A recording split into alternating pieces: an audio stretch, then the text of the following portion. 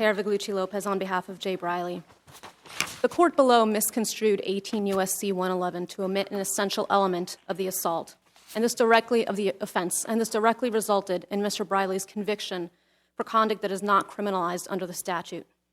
Mr. Briley was charged with two of the offenses 111 sets out: misdemeanor prong of simple assault and felony physical contact with the victim of that assault. The court did not require a showing or finding of the assault for any of the 111 charges, despite the statute's plain language, which is where I'll start. This court already found in Campbell that 111 sets out several different offenses, discrete offenses, each with its own elements and penalties. Of all the offenses Congress created in 111, it explicitly required assault for two: the misdemeanor simple assault prong and the felony physical contact with the victim of that assault. In doing so, Congress set out assault when it was setting out the elements of the offenses. It did not similarly do so with some of the other felonies that it sets out in 111. This is particularly important because, as the court knows, the words in a statute are supposed to be given their ordinary meaning. That is especially the case when a statute uses a common law term of established meaning.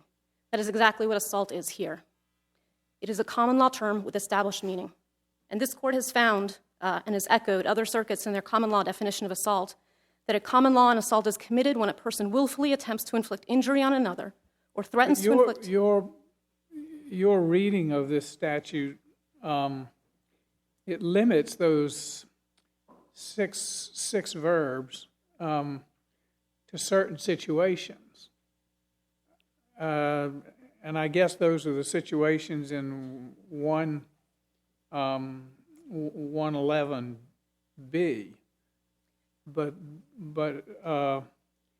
and how can you just limit them to 111B? Because if you limit them just to situations where bodily injury or death or use of a deadly or dangerous weapon is involved, then you may protect the person of the physical safety of the government employee, but it seems that Congress wanted not only to protect the physical safety of government employees, but also to protect them against obstruction when they were engaged in the performance of official duties. And your interpretation strips the employees of protection from obstruction in their functions, although I admit it preserves protection in the most egregious cases mentioned in 111B, but those aren't the only enhancements. The other enhancements deal with the carrying out of government functions, and you have just stripped the protection from that by saying that 4 or 5 of these verbs don't apply. Why doesn't that just gut the statute? It does not, Your Honor, for several reasons. One, I would say that it's still, those other verbs still apply on their own commission to the intent to commit another felony. They also apply... You're saying they can never be a misdemeanor, though. They can be if they rise to assaultive conduct. They absolutely can be. And that's how Congress chose to set out the statute in this iteration. Right, but you're saying there has to be a finding of assaultive conduct. Yes, that's correct. So that unless there is a finding of assaultive conduct, your position then is those words are just kind of in there. They're not just kind of in there. They're there to announce that the types of conduct that would be considered interference with a current official or with a former official, that's how you would be able to interfere with the functions, as Your Honor was concerned about. And they direct the sort of assaultive conduct that would be prescribed here. But for the misdemeanor prong, Congress has specifically and clearly set out that that level of conduct must rise to assaultive conduct. And that makes sense here because any one of these conducts done on their own, other than assault, does not rise to the level of seriousness that assault does. It's So you can resist, oppose, impede, intimidate, interfere with the carrying out of government functions, and you can't even be convicted of a misdemeanor because of it? not under the statute. And I'd want to point out to the Notwithstanding the fact that there is an intimidation of someone engaged in the performance of official duties, you can't even be convicted of a misdemeanor for intimidating a government employee in the performance of the duty. I mean, well, that just seems to me to completely gut this whole act. It doesn't, Your Honor, and here's why.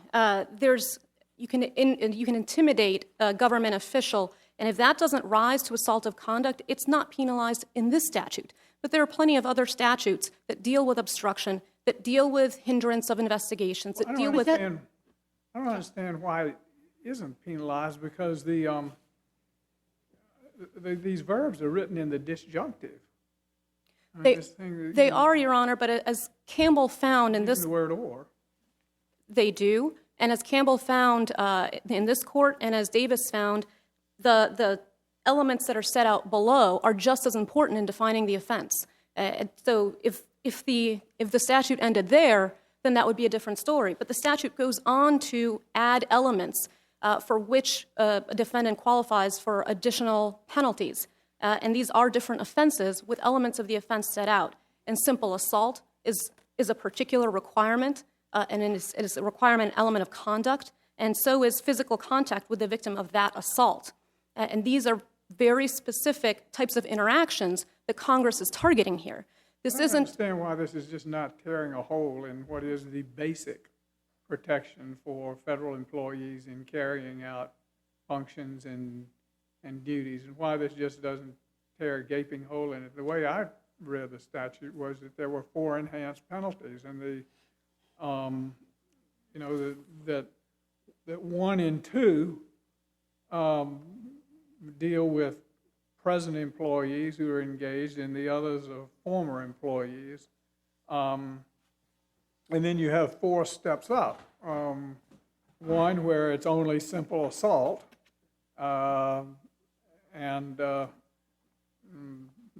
that would seem to, just the fact that assault is included there would seem to undermine your position. But you have 1 where the acts constitute only simple assault, so that's a misdemeanor. And then you have another where there's some physical contact with the victim of that assault or whatever, and then you get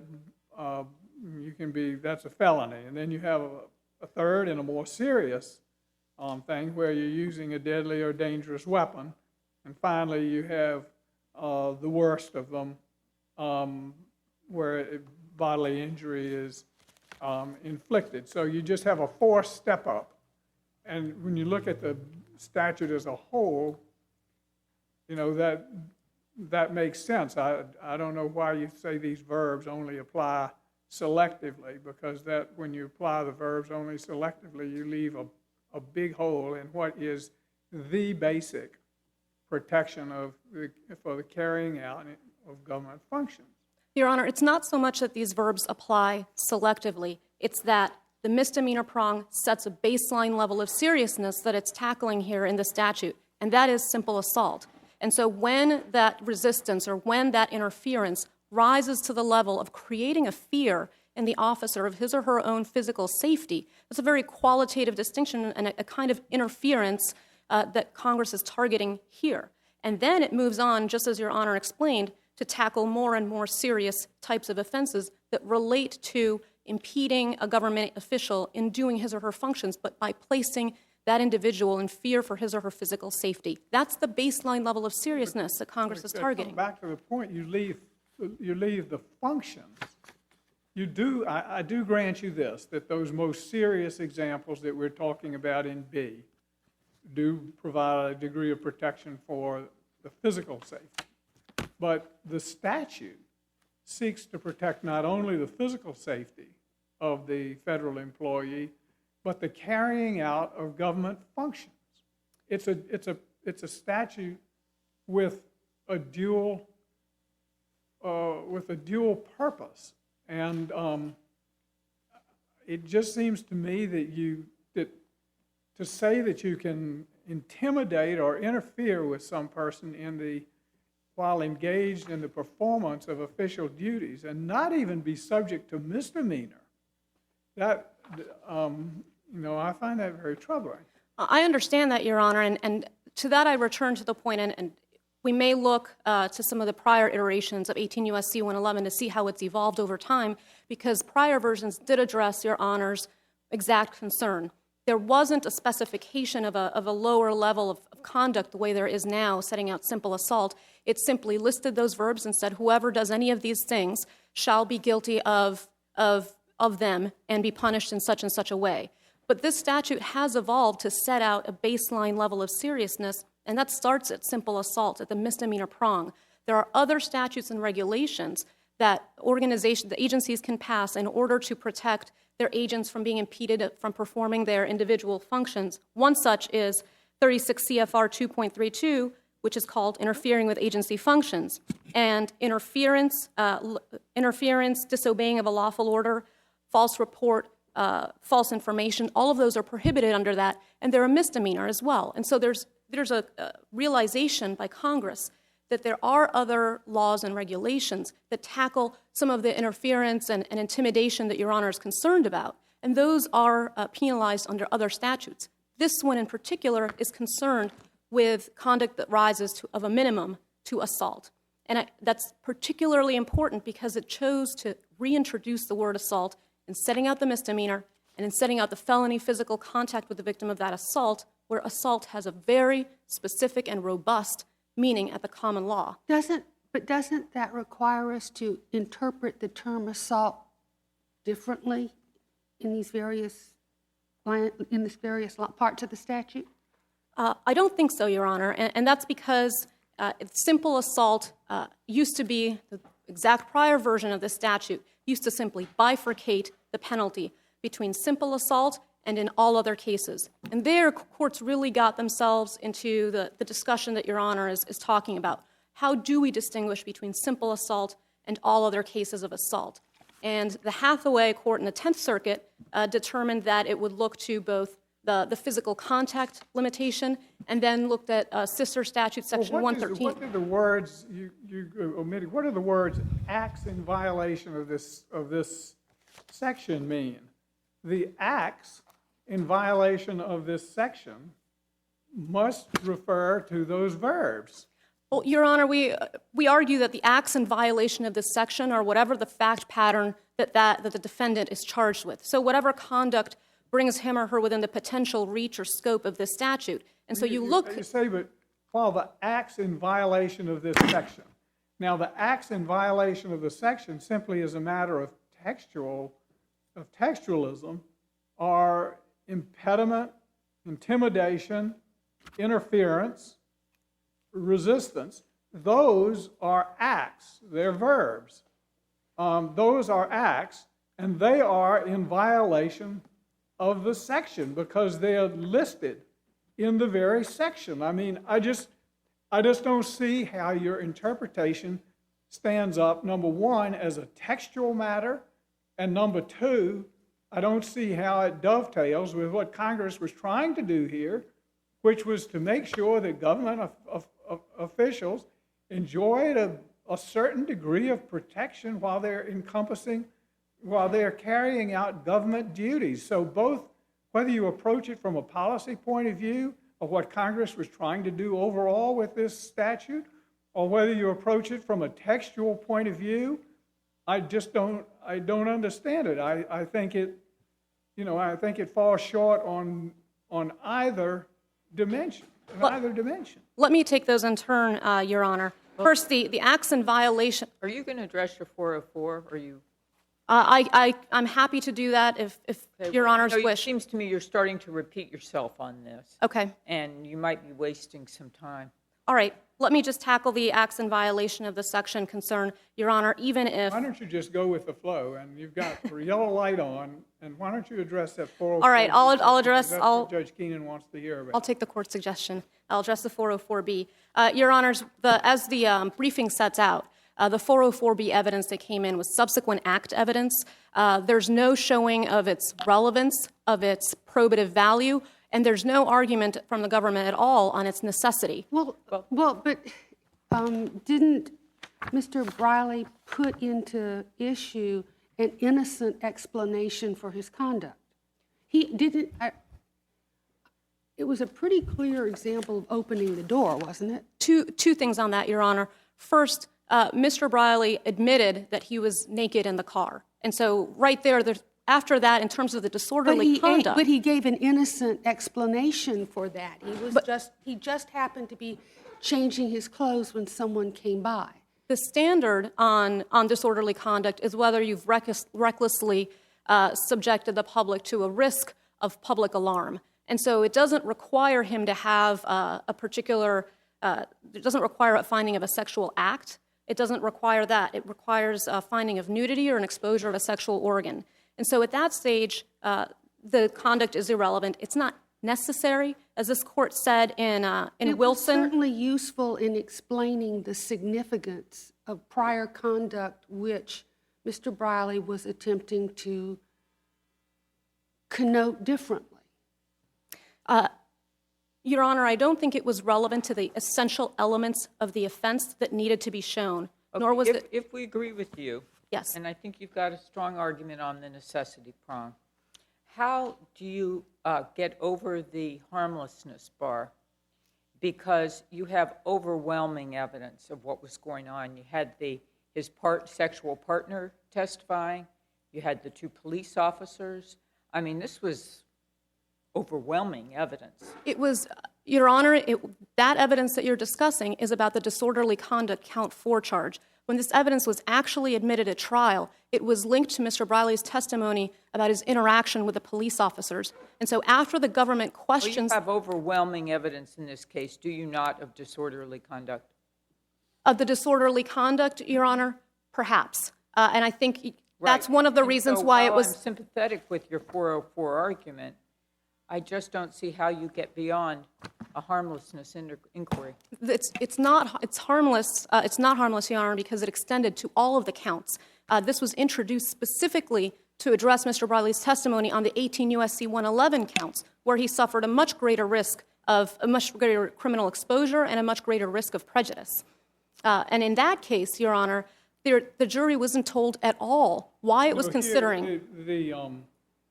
The January incident resulted in a $62,000 restitution award for the 4 officers, one of the officers in particular, who suffered serious back injuries and pancreatic problems as a result of this conduct. As Judge Keenan points out, there's overwhelming evidence on that. But with respect to the March incident, that was relatively mild in comparison. I mean, it wasn't attractive or in terms of the disorderly conduct statute, but it wasn't. It didn't rise to the level of what happened on January. In January. So why wouldn't the jury's whole view of this case be determined by what they heard in January, which was of a far greater import, and the conduct was much worse, and it seems to me the March incident or whatever was almost incidental. Your Honor, let me clarify before I move on to the rest of your statement. I do not concede that there was overwhelming evidence of the 18 U.S.C. 111 counts at all. I was addressing Judge Keenan's comment on the disorderly conduct. Pancreatic count 4. Injuries come about. Oh, that wasn't proven beyond a reasonable doubt, Your Honor. That was all in the sentencing stage, so that wasn't subject to the same standard of proof. at all. And the reason why the 404B matters is that prejudice, as Your Honors know, with 404B evidence, it's bad character evidence, it's propensity evidence, and it leads the jury to judge a defendant by his criminal disposition or apparent criminal disposition, and not by the acts that he's being charged with here. And here he was being charged with very serious offenses, and this prejudice was allowed to extend to all of them. All right, Ms. Lopez, you have some time for rebuttal, and we appreciate it, and I'd like to hear from Mr. Lee.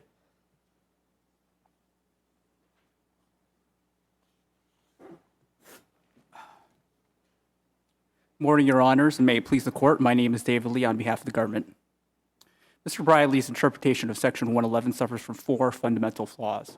First, it creates a surplusage problem.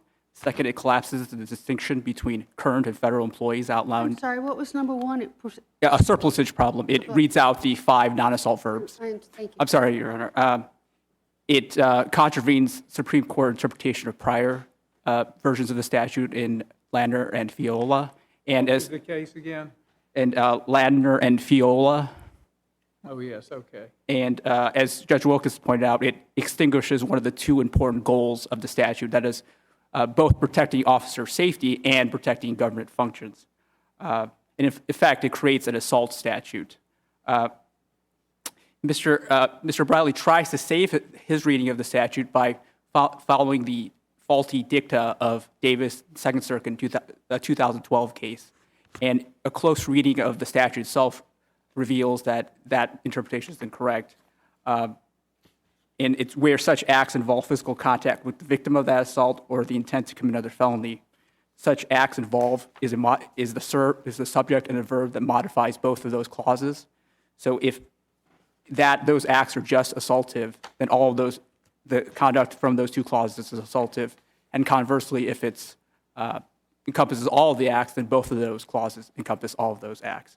And as Judge Wilkinson pointed out, for the misdemeanor prong, where for the acts in violation of this section constitute only simple assault, again, it refers to all of the conduct in A1 and A2.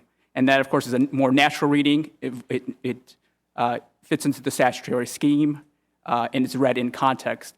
These common law terms must be read in the context of what they were written and in their statutory scheme.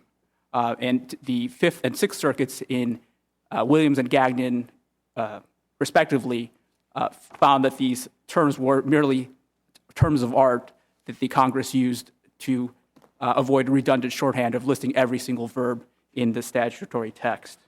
It also collapses the current versus former distinction because by creating an assault statute, it ignores the fact that Congress carefully enumerated 6 distinct verbs that more verbs would apply to the current employees in A1 as versus the retired in A2 because the retired employees would no longer be carrying out law enforcement activities.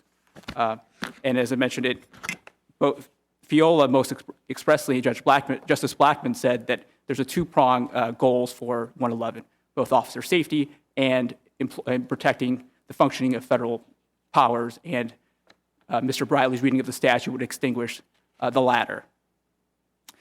Finally, the government's reading is the most correct one because it gives effect to all of the verbs. It increases, it's a very sensible statutory scheme, as Judge Wilkinson pointed out. In our statute, if you forcibly resist, you can be charged with a misdemeanor, whereas in Mr. Briley's, you cannot. And it protects both the twin goals of officer safety and government functions. Before I leave Section 111, and before your honors have any questions that you all want to ask, I would like to point out the standard review that applies to count 1. Should your honors find that the government's interpretation of 111 is the incorrect one, it's undisputed, both in the briefs and in my multiple reviews of the transcript. There was no objection as to count 1 of the charges. There was no error, as we asserted as a matter of law. Just now, it wasn't plain. The misdemeanor prong was the subject of a circuit split. No circuit had interpreted the felony. We need to get this resolved as a matter of law here. You can, on count 1, I think plain error resolves the issue. Okay. Because below, Mr. Briley moved to dismiss counts 2 and 3, which was denied by Judge O'Grady, and he in no way, under any version of the rules, preserved the objection as to count one. Can I ask you on the 404B point? Yes, Your Honor, and I'll turn Judge Keenan raised a question about, given how horrific the January incident was, did you need the 404B? I think it was, our definition, I think Mr. Briley and the government's definition of necessary departs in the following way. They emphasized repeatedly that it needs to be essential and required, and then others the government would have had little This or... whole case was really about January 20th, wasn't it? Yes, it was, Your Honor, but... The March incident was, in comparison, I mean, it was disorderly conduct. Yes. I realize you got a conviction on count 4. Yes. But it was mild. I mean, That's right. Those two situations where somebody is just beating up an officer and going at them, and where someone is having sexual intercourse in a car, I mean, there's a night and day difference. That is absolutely correct, Your Honor. So if there's a night and day difference between the two, wouldn't it have been better to keep that out? Because it's open to the interpretation that you were trying to just paint this person as someone of bad morals. I mean, I agree with Judge Keenan's suggestion that this is harmless because it was overwhelming. The evidence in the January incident was overwhelming, and I think that's what the jury focused on. But I just wondered, was this a little bit of piling on? It may have been, but if we could go through the factors on 404B, I think we have a strong case both on the merit and a really overwhelming case on the harmlessness. I don't mean to cut you off in your answer. Yes, Judge Keenan. But I think this raises a very disturbing example to me. And really illustrative of the fact that so often we see cases where the government, because it's the government, comes in and puts in things it doesn't need, and it does it because it can. And as a matter of fundamental fairness, you had this case dead to rights in January. You had the guy engaging in sex in the car. You had him assaulting the police officers. You had him guilty. I don't want to say beyond any shadow of a doubt, but you had overwhelming evidence. But yet you had to pile on and then try to show the jury that this guy might be even weirder than the January 12th events indicated. It just really disturbs me that the government doesn't seem to have any sense of balance or fairness in this 404. It's like they push it to the max all the time. And this seems to me to be a textbook example of failing to meet the test of Queen. Queen says evidence is necessary when it is an essential part of the crime on trial or where it furnishes part of the context of the crime. Now, how did it furnish part of the context of the crime? Because it certainly wasn't essential to the crime on trial. Well, Your Honor, just because he did it again or was trying to do it again on another occasion. Your Honor, I respectfully disagree with that characterization. As Judge Duncan pointed out, he took the stand, and this evidence came on the government's rebuttal case, not in its case in chief. He raised the explanation that he was in the park to go jogging and change clothes, not to engage. But he was observed having sexual intercourse in the car, and his partner testified. So how was that fairly in dispute in this case? Your Honor, it went... How did you need it? No question. It was probative. How do you meet the necessary test of Queen? And why isn't this just piling on because he's an unsavory person? Well, I think the government was entitled, because he put his defense on his credibility, his defense on the line, to introduce this evidence to rebut the case. And I would like to sort of disassociate myself from the comments. It does look over the top to me. Okay. But it does so with the benefit of hindsight. And you didn't lead with this. You responded with this, which I think does make a difference. So I do not share that the characterization, although I recognize the legitimacy of the point. I understand your point, Your Honor, and Judge Keenan, I think that's just the point we may disagree on. I believe it was necessary under Queen to go for an essential element. Why didn't you charge it? Then you don't have a 404B. Excuse me, Your Honor? Did you charge why didn't you charge the March incident? It was disposed of in a prior trial. Pardon me? Yes, it was charged, and he was found guilty of. The March incident? Yes, Your Honor. On its own? On its own, yes. Well, it seemed to me almost borderline bizarre that the district court said that this was necessary to show modus operandi. I mean, modus operandi goes to the identity of the accused, doesn't it? Your Honor, that was argued. The signature crime? That was How argued. does this go to modus operandi? We are not focusing on modus operandi, Your Honor. We're focusing on the intent element on the appeal. And It that's, seems to me that, maybe in this case the government gets away with it, but, you're taking a big risk in a lot of serious crimes that is just by piling on. it's a And, point. someday it's going to come back to bite you if it doesn't. It's a point well taken, Your Honor. And just to finish off my analysis of the merits of the 404B analysis, it was not prejudicial for the reasons that Judge Wilkinson pointed out. The January 2012 incident was more salacious. It was much lengthier in length. It was much lengthier in testimony. The March 2012 incident where Officer Wong testified was 6 pages in length. The January 2012 incident was multiple times longer in length. There had already been previously admitted testimony of Officer Whiteman in the the 2000-2001 prior incidents for public masturbation, which was not contested on appeal, nor really subject to dispute below. Finally, on the harmlessness, Your Honor, if you were to find that there was error committed by admitting this evidence, as your honors have pointed out, there was overwhelming evidence of guilt on count 4, including the testimony of Officers Mercado and You're Usher. saying there's a spillover effect. Could Could you address that point? Yes, Your Honor. On the spillover effect, other evidence went to the spillover effect, and there was a careful limiting instruction as to what the jury can consider the evidence for. And let me extend the harmlessness analysis to the non-obscenity charges, especially as to count 1. There was overwhelming evidence on these other charges in light of our reading of the statute. If there are no other questions, we respectfully request that the conviction be affirmed. Thank you, Your Honors. Thank you. Ms. Lopez?